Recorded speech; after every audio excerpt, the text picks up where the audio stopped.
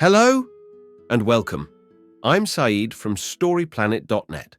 Dive right into the essence of the most captivating books without reading them cover to cover. Whether you're on the go, at the gym, or just relaxing at home, we offer you a unique and enriching listening experience.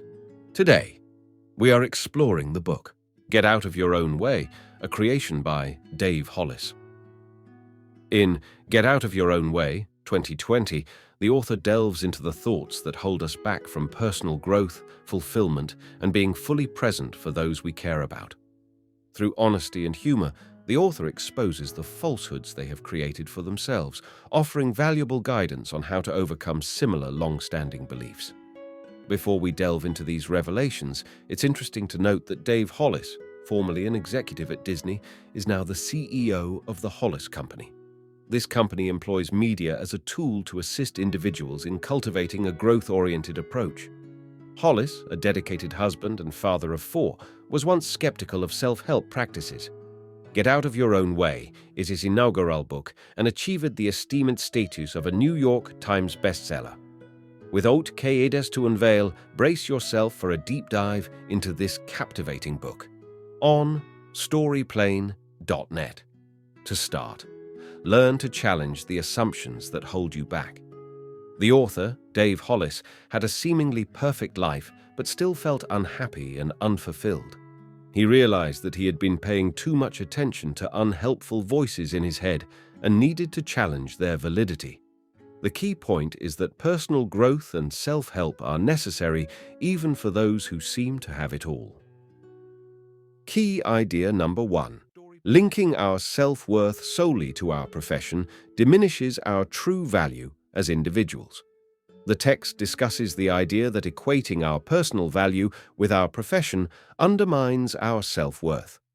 The author shares the story of a disgruntled sales executive at Disney who was successful but unhappy. Despite hesitations, he left his prestigious job and took up a new role at his wife's small startup. This shift taught him that his value as a person didn't come from his job title or salary, but from being a loving and respectful individual. Key idea number 2.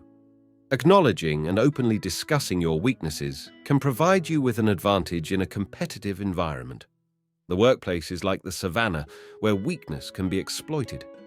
Dave used a combative approach to hide his weaknesses while negotiating, but it made him seem unreasonable. He learned from Eminem's character in 8 Mile that owning and framing weaknesses as strengths can give a competitive edge. He applied this approach in all interactions and improved his relationships by being vulnerable and receiving love and support. Key idea number 3. To grow, we must accept and embrace failure as a normal part of the process. The text is about the importance of embracing failure as a learning opportunity and having a growth mindset. The writer shares a personal story of his son running for class president and losing, but learning that failure doesn't define him. The writer also discusses their own experience of feeling stuck and learning from psychologist Carol Dweck's concept of a growth mindset. The key message is that failure should be normalized for personal growth and to discover hidden talents. Key idea number 4. Facing and embracing pain can lead to personal growth. Dave and Rachel decided to adopt a child in 2013. They were thrilled when they were given the opportunity to adopt twin girls. However, their joy was short-lived when the girls' biological father wanted custody. Despite the heartbreak, Dave knew they couldn't give up on their dream. After a chance encounter with a stranger who was adopted, the couple found renewed hope. Eventually, they were able to adopt a little girl named Noah. Through courage, faith, and love, they learned that they could overcome any pain and adversity. Key idea number 5. It is important not to make assumptions about our partner's needs. Instead, we should communicate and ask for clarification to ensure a better understanding between both parties. Different people interpret gestures differently, which can lead to misunderstandings in relationships. It is important to understand your partner's unique needs and how they interpret love. Tools such as the Enneagram and the 5 love languages can help in understanding and communicating with your partner. Once you understand each other's love languages, you can better navigate tough times and express your love in a way that matters to them. Key idea number 6.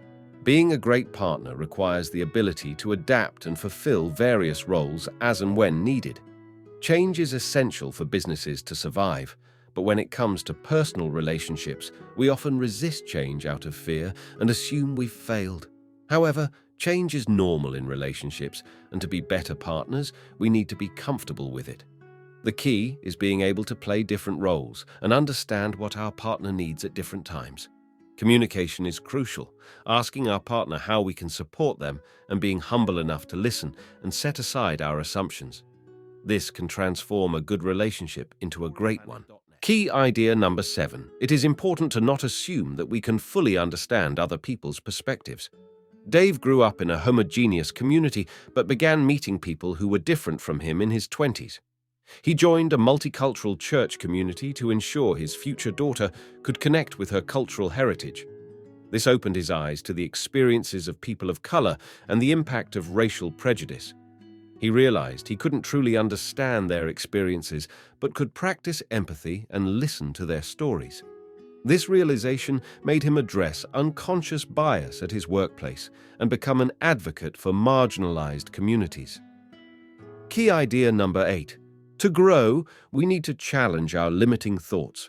Dave, who didn't start running until he was 36 due to a childhood belief that tall people couldn't run, overcame his limiting beliefs and achieved remarkable success in marathons and races.